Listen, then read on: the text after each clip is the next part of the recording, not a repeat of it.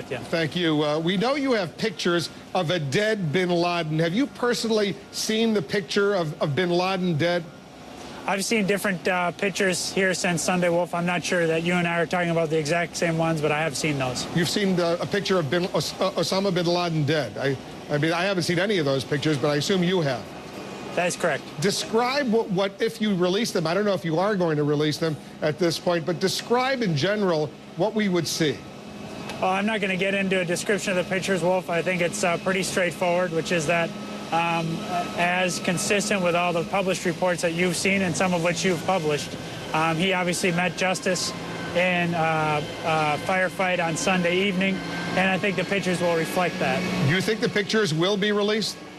I don't know. That's a question that's being worked through at the moment. I think it is important to note, Wolf, that over the course of the last 36 hours, we have made public a lot of very important details. The DNA analysis, the facial recognition analysis, obviously a lot of intelligence that went into supporting the case against the compound, but also that came out of the operation itself. So we'll make a determination as to whether it would be consistent with national security interests to add additional information to the public case to make sure that would add to people's understanding of an already quite full picture of exactly what happened on Sunday. But we'll make that determination in the coming days. What's the downside of releasing the picture of bin Laden dead?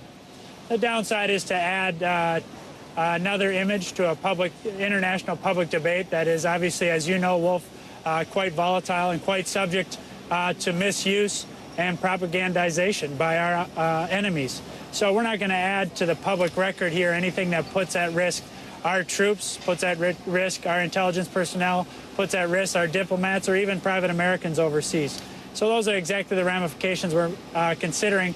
But it is important to keep in mind just how much we've added to the public record since Sunday. It's a very, very sensitive decision, and I know you guys are working on it. Is there video or still pictures of bin Laden being buried at sea? I'm told there is, Wolf, but I don't know that for certain.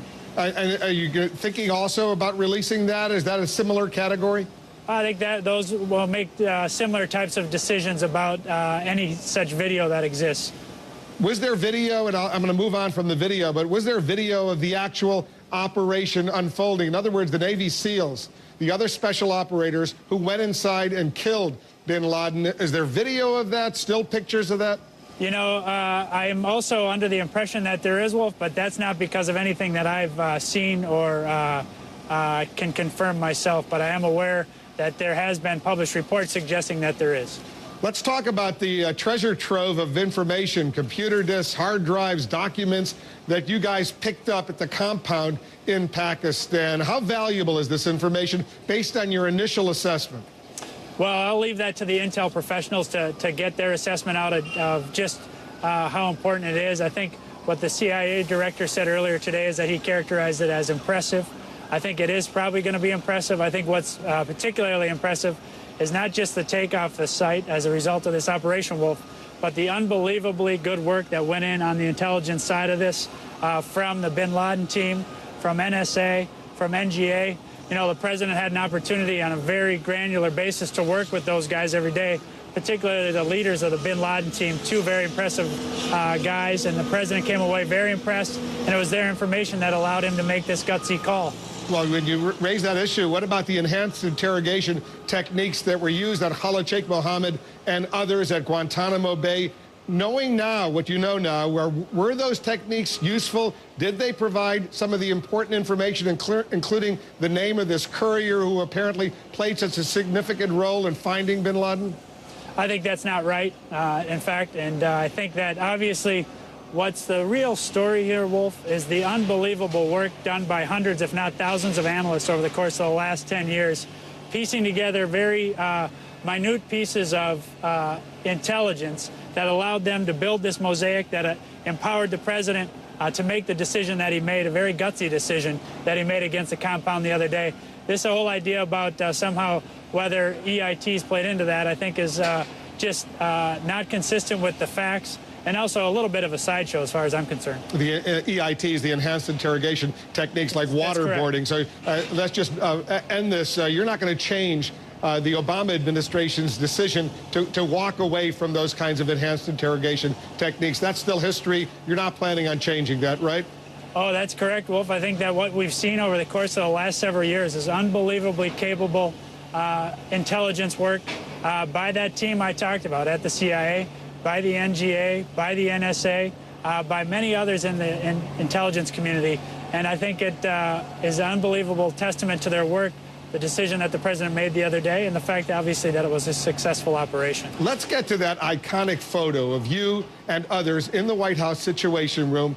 All of you were looking at the screen, and we're showing it to our viewers right now. We see you sitting in the blue shirt, or right behind the Secretary of State, Hillary Clinton. She's got her hand over her mouth. We see the president really gazing. That's you right there. What were you looking at that moment, if you could recall? Well, I don't recall exactly, but we were getting pretty regular real-time updates on the situation on the ground. And we're obviously in pretty constant contact with others in the interagency as we were getting updates off the ground. So I don't know exactly what people were looking at that moment, but it was quite a team effort over the course of this. The president obviously leading that team. And throughout the course of the day on Sunday, they worked through a lot of difficult issues with the president in the chair driving that effort. But it was also true, frankly, over the course of the last 7 or 8, 9 months since this intelligence first came to light late last summer, Wolf. So I think that what strikes me about the picture more than anything is the fact that it speaks to the teamwork that was emblematic of the broader teamwork from the IC, the intelligence community, from the military, from our diplomats, to make sure that this happened in the successful way that it did. Now, when you say you were getting information in real time in the White House Situation Room, what does that mean? Were you hearing audio? Were you seeing video? Describe what you were seeing during those nearly 40 minutes that this operation was going on. Well, Wolf, I'm not going to get into exact images or anything like that, but as you know, with digitized information, you can get in a lot of different forms, emails, constant chatter, and chats across the government. And then, obviously, with Civit's capability to allow us to stay in touch with others in the interagency and around the world. So there's a variety of different means, audio, visual, and updates otherwise. So they're getting a lot of important information to inform the decisions that the president and his principals, the War Cabinet, were making.